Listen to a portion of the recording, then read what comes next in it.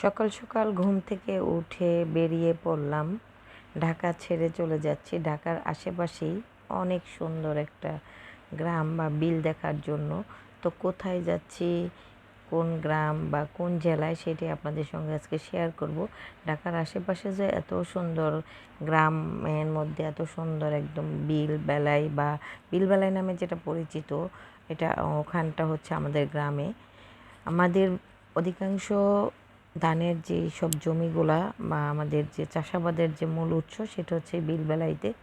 তো যাই হোক, আমরা ওখানে যাওয়ার উদ্দেশ্য, তো যেহেতু আমরা দুপুরে খাওয়া দাওয়া করব, বিলবেলাই নামে একটা রেস্টুরেন্ট আছে আমাদের গাজীপুর থেকে কালীগঞ্জ আসার পথে। এরকম একদম অরিজিনাল বিলের মাছ তারা জাল দিয়ে ধরে, তারপরে এরকম কয়েকটা রেস্টুরেন্ট আছে। তো আমাদের বাড়ির কাছেই একটা রেস্টুরেন্ট আবার 3-4 বছর হয় এটাকে উদ্বোধন করলো। তো এটা হচ্ছে বিলবেলায় মাছের রেস্টুরেন্ট। তো আমি যেদিন এই ভিডিওটা যেদিন আজকে আমি আপনাদের সঙ্গে শেয়ার করলাম, তার 1 সপ্তাহ আগে আমি ওখানে খেয়ে আসছি। আমি ওই ভিডিওটা সুন্দরভাবে দিব এই রেস্টুরেন্টের কী কী পাওয়া যায়।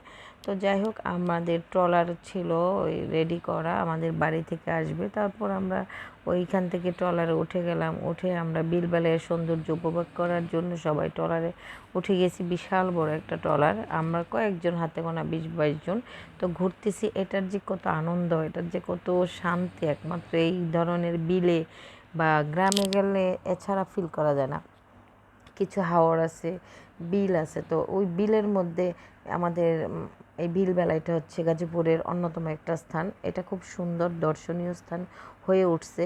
তো ধানের সিজনে এত পরিমাণ ধান, গাজীপুর জেলা বলেন, কয়েকটা থানা মৌজা এলাকা নিয়ে এই বিলবেলাটাও কত একর আমি মেবি জানি না। তো ছোটোকালে আমার নানারই, আমরা যেই জায়গাটা দিয়ে ঘুরছি পানির মধ্যে, নদীটার মধ্যে, এখানে অনেক আমার নানার কয়েকটা জমির উপর ছিল। তো যাই হোক, দেখলাম।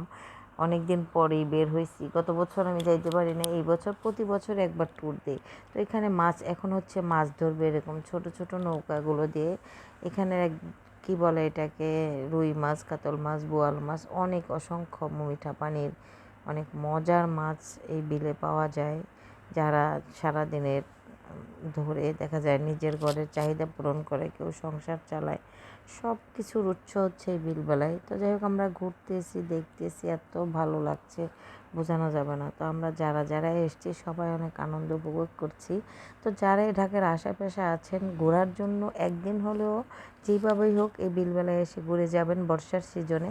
এখানে কিন্তু শীতের সিজনে কোনো মৌসুমে কোনো কিছুই ও সৌন্দর্য উপভোগ করার কিছু নেই, শুধু সবুজ আর সোনালি ধান হয়। কিছুদিন পর থেকে যখন এটা আস্তে করে পানি শুকিয়ে যাবে বা পানি টান দিবে, এক ফোঁটা পানিও থাকবে না, শুধু খাল থাকবে একটা। সেই খালের ওই পানিটা দিয়ে দান করা হবে। এখানে অনেক চাষাবাদ করা হয়। তো যাই হোক, আমরা খালের মাঝখান দিয়ে যাচ্ছি, চতুর্দিকে বিল। যেগুলো দেখতেছেন আপনারা, যে কচুরি পানা, এগুলো সব হচ্ছে জমি জমা। আর এই যে এরকম ফ্রেশ পানি যেগুলো, এগুলো হচ্ছে খাল। এটা আমি ছোটোকাল থেকেই দেখতেছি, এটা পানির কালারটা এরকম। তারপরও আমাদের টঙ্গীতে বা অনেক বড় বড় ইন্ডাস্ট্রি হচ্ছে, এখন কিছু পানি ড্রেন করে দিয়েছে এই বিলের সাথে। এটা নিয়ে সরকার অনেক তোড়জোড় চালাচ্ছে, কারণ এটা এত সুন্দর একটা এরিয়া, এত সুন্দর। এইরকম ওই দিন যেহেতু এখন পিকনিকের টাইম মোটামুটি শেষের পর্যায়ে, তারপর আমরা 20 থেকে 25টা মনে এরকম ট্রলার, মানে কী যে ভালো লাগছে এলো। তারপরে হচ্ছে পানি চলে যাচ্ছে, শুরু হয়, দেখা যায় 3 মাস থাকে একটা পিকনিকের টাইম। তো এই যে এই জায়গাটা একটা ট্রলার দাঁড়িয়ে আছে, এটা একটা পিকনিকের, এটাকে কয়ের বলে, এটাকে ছোট কয়ের বলে। এখানে একটা ট্রলার। তো আমরাও আর দাঁড়াইলাম না, আমরা সরাসরি চলে যাচ্ছি সামনের দিকে। তো আমরা ওখানটায় গিয়ে ভাবছিলাম নামবো পানিতে, কিন্তু আমার অতটা মন চাচ্ছিল না। আমার পুবাইল ব্রিজটা পাড়ি দিচ্ছি। এটা হচ্ছে পুবাইল ব্রিজ, যেটা দিয়ে ঢাকা কালীগঞ্জ আসা যাওয়া করে, সেটা না, এটা একটু এই পুবাইল বাজার থেকে কয়ের ঢোকার জন্য যে ব্রিজটা, সেই ব্রিজটা।